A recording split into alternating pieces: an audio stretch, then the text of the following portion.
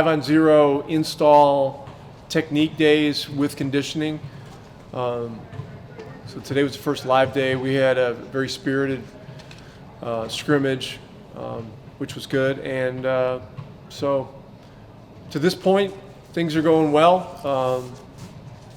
I know there'll be questions about KP. He's continuing with his rehab in a very positive trajectory. He's doing some shooting out on the floor, as you've seen on Instagram and things like that. He's doing some light running now on the treadmill, and so, he's progressing without issue to this point, which is great. And the only other issue we have right now is, James Johnson had a slight knee issue, something that happened back in October. To get an MCL strain in his knee, and so he's not doing anything live yet, but he's gone through all the technique stuff, and he looks really good. And I think he's on track to be involved in live activity come Tuesday or Wednesday of this week. So all in all, 3 positive days, and so that's where we are. Awesome. All right, Brad, why don't you start us off with questions? Yeah, hey Coach, thanks for doing this. Obviously, I don't have to tell you, you'll have the first preseason game in just a few days. How challenging is this? I know every team is in the same boat, but how challenging is this to just start 5-on-5 today and know that you're about to start some form of competition here in a few days? Yeah, that's the schedule. That's the way things line up. There's some teams that didn't get to start till yesterday, from what I understood, for whatever reasons. Maybe were things having to do with testing or whatever. But look, the schedule is what it is. We've got to take it and turn it into as many positives as we can. We do have quite a few guys back from last year, which helps from a continuity standpoint. And the new guys are catching on to stuff quickly. So it's good. We're doing well, all things considered. Okay, next up is going to be Isaac Harris. Hey Rick, that draft night trade between you guys and Philly, it was obviously centered around Josh and Seth, but getting Tyler Bay in that deal, was he a target when you made that trade, and what did you like about Tyler Bay to take him there with that pick? Well, we like his length. Defensively, he was one of the highest-rated defenders in college basketball last year, and probably the year before as well. Look, the theme, the biggest theme we've had this offseason has been getting better defensively. We were able to trade for James Johnson, who's a high-level defender. We trade for Josh Richardson, who's a high-level defender. We draft Tyler Bay, who's, as I mentioned, top 2 or 3 in all of college basketball. And then Josh Green's another guy who played in a great program at Arizona, who's a physical wing defender as well. And so, we liked Bay, and we felt that he was pretty undervalued at the 36th pick. Okay, we're actually going to go to Justin, who's from Boulder, since you're on the topic of Tyler. Coach, appreciate your time. Just sticking on the note of Tyler, whether it's on the more mental side of things, the more physical side of his game, at this point in time, in what areas do you think he's the most raw, that he has the most kind of developing to do before he can be a depth piece for you guys, or just in general? Well, we have 5 rookies, I think, or maybe even 6 in camp. And the big adjustment for all of them is the spacing of the NBA game. The three-point line being further out, the fact that in the NBA we liberally take three-point shots. We encourage spacing well beyond the arc of the three-point line. And a lot of these guys are kind of tight-roping it, and so they get a little scrunched. And this has been the biggest reminder for all these guys. Maybe with the exception of Tyrell Terry, because he was a long-range shooter in college, and a lot of the shots he took were, well beyond what the NBA 3 would be. But I think that's an immediate adjustment that college players have to make. Tyler's a smart kid. He loves defense. He loves competing. I was just spending some time with him on his shooting, which has gotten better. He's worked extremely hard at it. So in the near term, the key for him will be to develop into, a dependable 3-and-D guy. That will help get him on the floor. And then he'll have to play two positions. He'll have to know the 3 and the 4. It's unlikely he'll play much 5, but the 3 and the 4, are significantly different. And so, that may be a little bit challenging. But again, I think his IQ for the game and how he sees the game, I don't think he's gonna have a problem with it. All right, Coop. Hey, Rick. At the beginning of camp every year, there's always been an emphasis on the defense.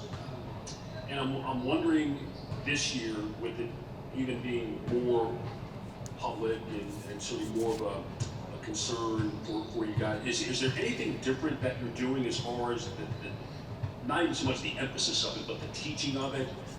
Or is it just simply the fact that you think you have better players that can better absorb what? We're spending more time on it. Philosophically, we've changed a couple of things in our approach, which we think will help make us better. And on the personnel side, we do think we have some guys that will facilitate us being a better defensive team just because they're better defenders. But look, defense it's a mindset, it's an attitude. Offensively last year, we were historically great. But we were all offense all the time, and we were below average defensively. And this year, if you really want to be a contending team, the trend that the numbers that I've seen over the years is that you've got to somehow get into the top 10 in defense. In 2011, we were in this same position, and we talked about that. I think we finished 8th that year in defense. Look, I don't know if we're going to have the ability to do that, but we've got to do everything possible to move in the direction of becoming better at the defensive end. And I'd say, the percentage of time we've spent on the floor has been much more tipped toward defense than offense this year. Okay, Dana.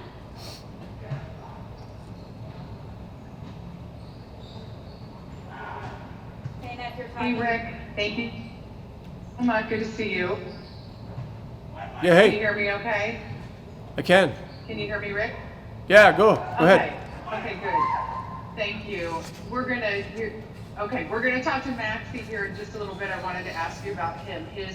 His skill set has obviously been growing significantly from year to year, and it appears his value to the team has as well. Can you speak to that trajectory from your perspective, and also how he'll be and what he'll be counted on for this year?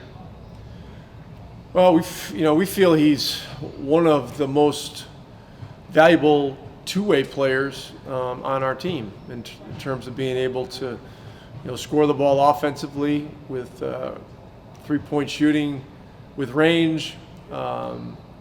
When he's playing the 5 and even the 4 sometimes, the ability to roll and finish. And then, defensively, he can cover virtually any position. He's been very good in switching situations, switching onto smaller guys. He can guard the 5 men because he has length and deceptive ability to go vertical and challenge shots. And so, he's gotten better each year. And so I believe this is year 4.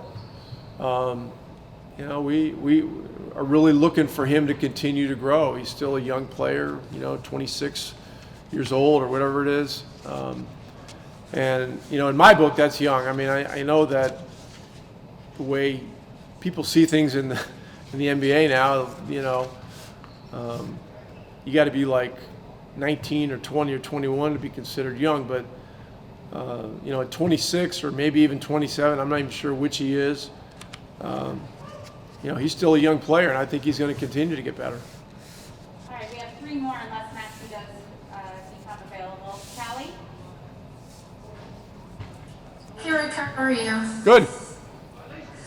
So with Willie, he's kind of in an interesting position, I think, because he hasn't played in a regular game since March, and he did miss a few games before the shutdown. What are the expectations with him heading into the preseason and in season with KP? Callie, you cut out after KP being out. Yeah, I think I know. I think I get the idea of the question. Yeah, what are the expectations for Willie after not playing this summer? Well, you know, he didn't go to the bubble, but he was here doing all the individual workouts pre-bubble. So he was around a lot then. He's been consistently in here for the individual work. He knows what we're doing. These 3 days of practice, he's done great. You know, he just has a good feel and understands, has just like a kind of a natural feel for the flow of the game, and he plays well to his strengths. And so, you know, it was really important when we signed him, you know, in free agency, you know, just to make sure we had enough big guys. And, you know, look, the game has turned faster, smaller, all that kind of stuff. But, you know, when he was on the floor for us last year, our defensive numbers were very, very strong. And so, you know, his length, ability to block shots, ability to finish lobs, you know, he's worked on his shooting, all this kind of stuff. You know, it's, you know, and again, he's a younger guy too, in his, you know, mid-20s, and we really like him, and we're really glad we got him back. Okay, last one is going to be Eddie, and then we will have Tyler coming shortly thereafter.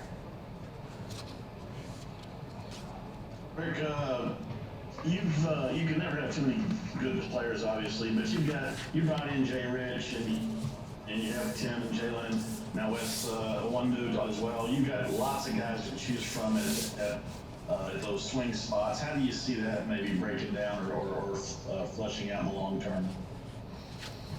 Well, you know, wing defenders, wing scorers are at a premium right now in this league, and so, you know, Hardaway, Josh Richardson, you know, Josh Green, Owandu is a guy that is a younger player that we think is still developing. You know, Nate Hinton was a guy that's on a two-way. You can put Tyler Bay into that grouping as a guy that could possibly play some three as well as some four. I know what you're asking. You're asking who's going to start and who's going to come off the bench and how many minutes guys are going to play. And, you know, I don't know that. We'll see.